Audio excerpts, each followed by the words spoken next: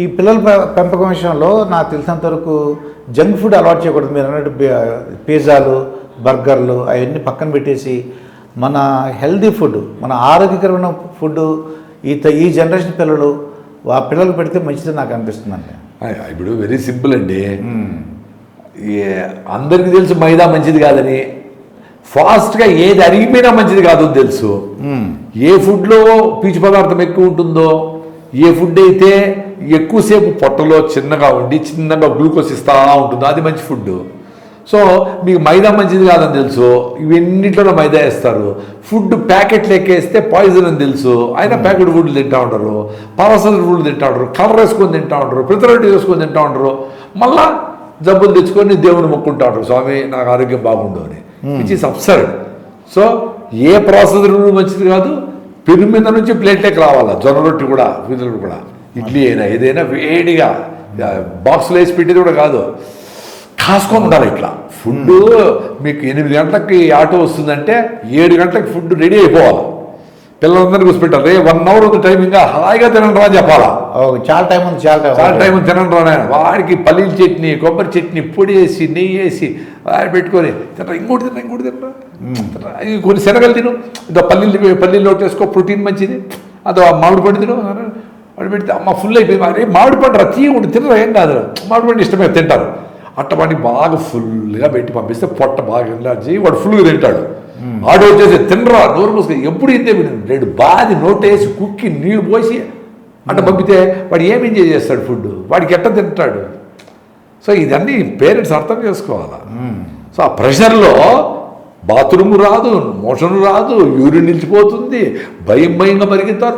Homework కాల ఆడే పిల్లలు అక్కడ టీచర్లు తిడతారు, ఇక్కడ తినకపోతే పిల్లలు తింటే అమ్మ నాయన తింటే ఎట్లా వాడికి వాడి లైఫ్ ఇట్లా పోతే సాఫీగా ఉంటుంది. నేనే టెన్షన్ పడదురా, హోంవర్క్ ఈరోజు కాలే, నీకు ఫీవర్ వచ్చింది కదా, ఏం కాదులే చెప్తా నేను, ఆ ఫీవర్ వచ్చింది ఈరోజు చేయలే, 2 రేపు చెప్పిస్తాను రాసి, మళ్ళీ మనం చేయకూడదు, తప్పు చేయకూడదు చెప్పి పంపించి వాడిని మెంటల్గా ఫిజికల్గా గ్రో చేయాలి. అంటే ప్రాబ్లం వచ్చినప్పుడు ఎట్లా సహాయం తీసుకోవాలా, అమ్మ దగ్గరనో, టీచర్ దగ్గరనో, ఫ్రెండ్ దగ్గరనో, ఏ అవసరం వచ్చినా, డబ్బు అవసరం కానీ, హోంవర్క్ కానీ, ఏదైనా కానీ అబద్ధం చెప్పకుండా ఎట్లా చేయాలనేది మనమే చెప్పాలా పిల్లలకి. అట్లా ట్రూత్ఫుల్గా ఉంటే వాడు ప్రపంచంలో ఎక్కడైనా సాధించగలడు, ఏమైనా చేయగలడు.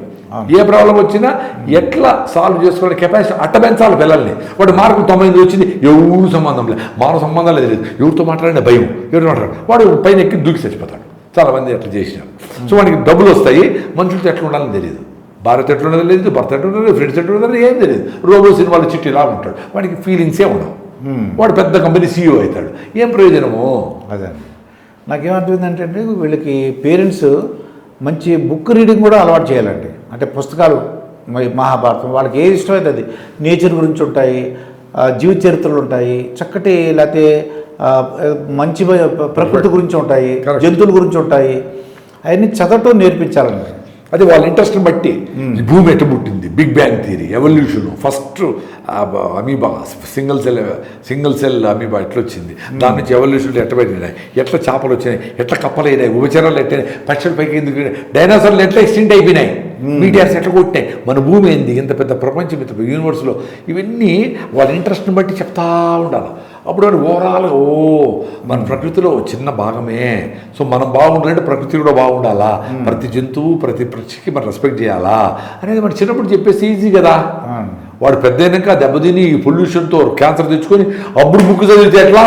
అది ఆ బుక్లు మీరు చెప్పినట్టు చిన్నప్పుడే ప్రకృతి పాఠశాల లాగా చిన్నప్పటి నుంచి ఇవన్నీ చెప్పాలి పిల్లలు. పుస్తక పఠనం అంటాం కదా, అంటే బుక్ రీడింగ్ ఎంత ఇంపార్టెంట్, చాలా ఇంపార్టెంట్. తర్వాత మీరు అన్నట్టు ఇందాక బర్త్డేలో 10 లక్షలు ఖర్చు పెట్టారు వాళ్ళకంటే ఓల్డ్ ఏజ్ హోమ్కి వెళ్ళటం, ఎక్కడన్నా చూడండి పూర్ కాలనీస్ ఉంటాయండి, అక్కడికి వెళ్ళి ఆ కాలనీలో ఏదో పంచిపెట్టడం, ఆ విపరీతమైన ఆనందం వస్తుంది. అది అంటే లేని వాళ్ళకి ఇవ్వడం కానీ, లేకపోతే ఓల్డ్ ఏజ్ ఆర్ఫన్స్ ఉంటాయండి హాస్టల్స్, వాళ్ళ దగ్గరికి వెళ్ళి అది కూడా ఒకటే. కానీ చిన్నపిల్లలు ఏమంటే వాళ్ళ ఫ్రెండ్స్ తిరగడంలో ఉంటారు. నా బర్త్డేలో కూడా ఏదో మా నాయన లాగేసుకొని బొమ్మరిల్లి నాయనలాగా వాడికి ఇష్టమైన పని చేస్తాం అనుకోకూడదు. వాడు మళ్ళా వాడి ఏజ్ వాడికి ఇష్టమైనవి చేస్తూ ఇవి చేస్తే ఓకే. అది అవునండి. వాడికి అర్థమైనప్పటికీ వాడి ఎక్స్పెక్టేషన్ ఏముందో దాన్ని బ్యూటిఫుల్గా మేనిఫెస్ట్ చేయాలి.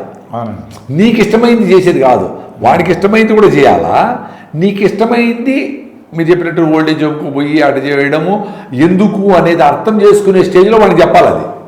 ఇప్పుడు 3 ఏళ్ల పిల్లోడికి ఓల్డేజ్ హోమ్ పోయి అక్కడ ఆ సిచ్యుయేషన్ ఎందుకు తీసుకొచ్చారు వీటికి వాడికి అర్థం చేసుకునే వయసు ఉన్నాడు. అర్థం చేసుకునే వయసు అది చెప్పడం కరెక్టే. వాడు చిన్నప్పుడు వాడికి ఏది ఇష్టమో అది చేయాలి. కానీ చిన్నపిల్లలకి ఏది ఇష్టము, నువ్వు కేక్ కట్ చేయబట్టి కేకే ఇష్టము. నువ్వు బయట తీసుకెళ్ళి మీ ఫ్రెండ్స్ అందరితోన కుంటాట ఆడి దొంగ పోలీసు ఆట ఆడి కళ్ళ గంతలు కట్టాడి ఆడ మంచిగా పుచ్చకాయలు కోసుకొని తిని అప్పుడు చెప్పినావు అనుకో పుచ్చకాయలు ఎందుకు మంచిది, నీ కిడ్నీలు బాగుంటాయి, యూరిన్ బాగుంటుంది, ఇది నీ బ్రెయిన్ బాగుంటుంది, నువ్వు రాయిజ్ అవుతుంది అని చెప్పినావు అనుకో, ఓటాడు ఎక్కువ లేకుండా చెప్పినావు వాడికి అర్థం చేసుకుంటాడు. ఎందుకు వాడికి ఇష్టమైన పని చేస్తాడు, వాడి ఫ్రెండ్స్తో కలిపి ఆడిచ్చేది వాడికి ఇష్టమైన పని చేస్తాడు. కాబట్టి వాడు చెప్పింది. సో వాడికి ఎప్పుడెప్పుడు ఏమేమి చెప్తే ఫ్రెండ్లీగా ఉంటావు అనే దాని మీద పని చేయాలి పిల్లలతో. కానీ నీది ఉండకూడదు. నువ్వు పొద్దున్న లేచి 5 గంటలకి టెన్నిస్ ఆడు, వీడు టెన్నిస్ ఆడి ఫెయిల్ అయ్యింటాడు, వాడితో టెన్నిస్ ఆడిపించాలంటాడు. వానికి ఇష్టం లేకపోతే అది వదిలేసేయాలి అంటున్నా.